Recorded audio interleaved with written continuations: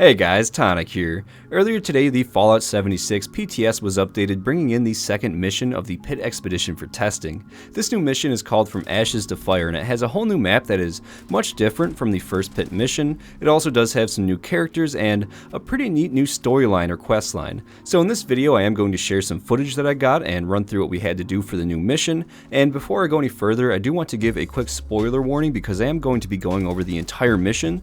But with that being said, let's get right into it. So first off, to get to the second mission of the Pit, you are still going to need to do your daily challenges just like the first mission, but then you are just going to click over on this little arrow and you are going to see From Ashes to Fire. From here you are going to load into the vertibird and get briefed on your mission. Touching down. Listen up. I'm your contact in the trench. That means you follow my instructions or you end up worse than dead inside the rat pits. I'm sending you a location to meet me at. If you can make it there without dying, you'll do just fine. Probably. And then after you land, you are going to notice that this area is a lot different than the first Pitt expedition mission. The first mission took place in a downtown area. It had really big skyscrapers and just very tight, narrow streets, but this one is kind of more open and it feels a lot more industrial. But from here, you do have to make contact with Danilio. Got some advice to help you survive out here. That's smart. See, you've got some radiation gear. If that was a precaution where you come from, here it's your saving grace. Wear it like a second skin. In case you haven't been acquainted with trogs yet, don't mistake them for humans. Their flesh is like ours, they crawl on all fours and spit acid. Get back before sundown.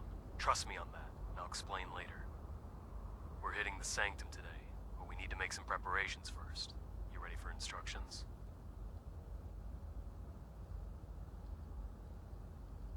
I appreciate your confidence, but too much of it could get you killed here. I'm sure you've seen a lot in Appalachia, but you haven't seen the trench. Let's just agree we're both experts in our field. If I ever come to Appalachia, you call the shots.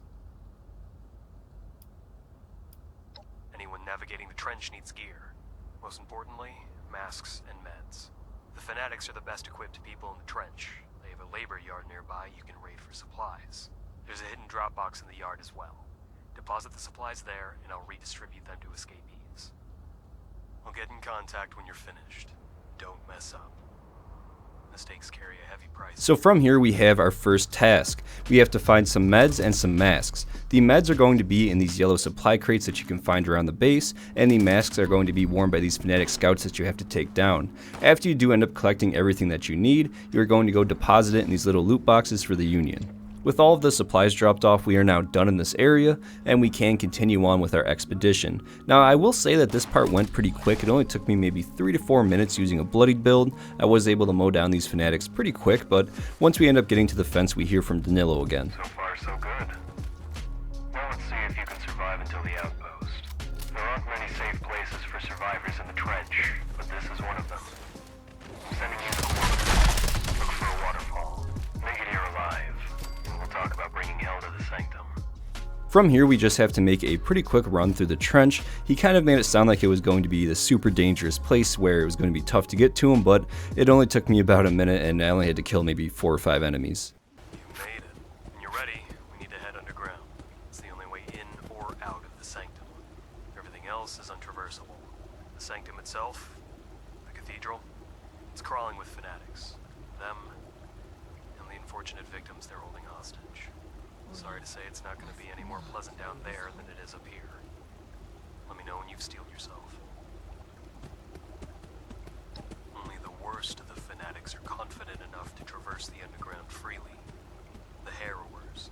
They're in charge of pain and punishment. I'm sending you to take them down before they can inflict any more.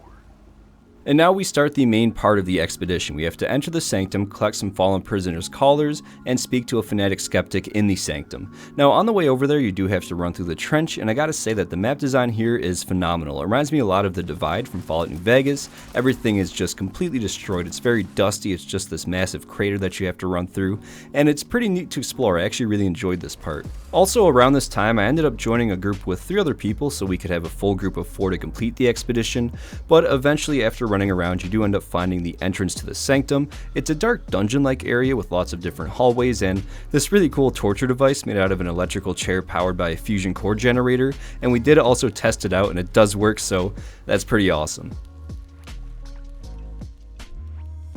But after messing around in that area for a bit, you end up finding a prison warden that you have to kill. You take the key off of his body, then you use that key to go and help free some of the people that are locked up in their cells. You have to find 3 cells, and each of these cells hold about 2 to 3 different people, and then Danilio shows up and informs you of the next part of the plan. Past here is the cathedral, the Fanatic's favorite prison camp.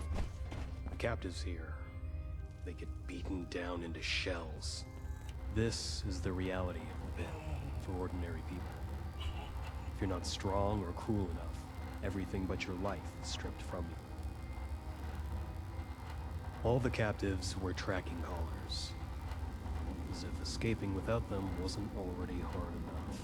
I've got a program to destroy the tracking data, but it's spread across multiple terminals, so you'll need to run the program on each one.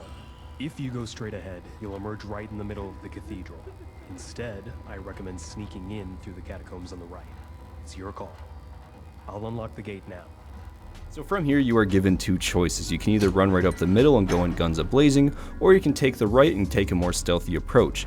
We decided to take more of a stealthy approach, and it seemed to pay off pretty well. We were able to kind of sneak around in there and take out a lot of the enemies and free a lot of the prisoners without any issue.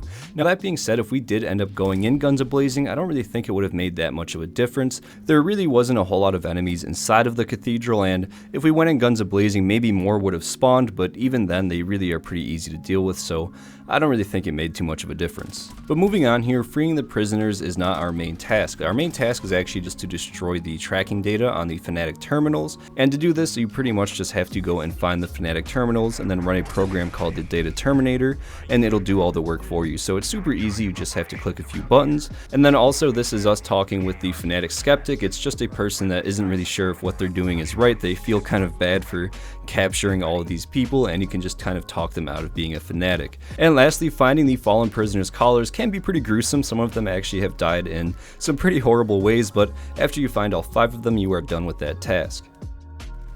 And then after you do complete your tasks, you do have to fight the Fanatic Foreman. Now the Foreman really isn't that hard. I kind of hope that they actually boost their stats a little bit when this does go live, but after you beat them, you are just tasked with escaping the Sanctum. And once you do end up escaping, you end up getting some pretty bad news over the radio. I've got bad news for you. The sun is set, and everything in the trench is worse after sundown. Anyone cut out during this time isn't likely to survive. If you really wanted to be a hero, you could take stock of the area and offer help. But the smart move is to book it straight back to the landing pad. Your choice. So after sundown, it's pretty deadly out here. There is glowing trogs, the enemies are buffed, you can't really see too far, it's actually pretty dark in this area, and you can either head right back to the Vertibird, or you can try and help out some other survivors in the area. And since we are in a group, everybody kind of split up and just started going and doing their own thing. Some people went to go help these survivors. You can see their health bars up there on the top right under all the quests. And then me and another just went over to go return the fallen collars over to Ava. So it seems like there's actually a lot to do over this period, but after this we ended up just running over to the Vertibird and we got out of there. But during this time, I will just let some of the footage roll, and I will give you my final thoughts on this new mission. Overall, I think that this mission is a great improvement over the first mission. This one definitely did feel a lot more story-driven. The environment, in my opinion, was a lot better, and the characters were actually a lot more memorable this time around. Also, I really do love how this mission played into the horror side of Fallout. There's a lot more dark things with this one compared to the first one. You have all these prisoners tied up in their cages, you have these prisoners in these torture devices, all of these dead prisoners that you can find that have died in gruesome ways. There's that executioner's chair that's tied up to the fusion core generator. Here at nighttime, it's just scary being out here. You get all disoriented, you don't really know where to go. And even exploring the church was actually kind of creepy. I'm not sure if you could hear it in the footage, but when you are exploring it, there's an organ playing, and it's playing this really slow, somber tune, and it's just kind of neat to experience. So in the end, I can definitely say that I like this mission more than the first one. Union Dues was alright the first few times I played it, but this mission actually really blew me away. I was not expecting it to go this route, and I'm kind of excited to see what happens with the third mission.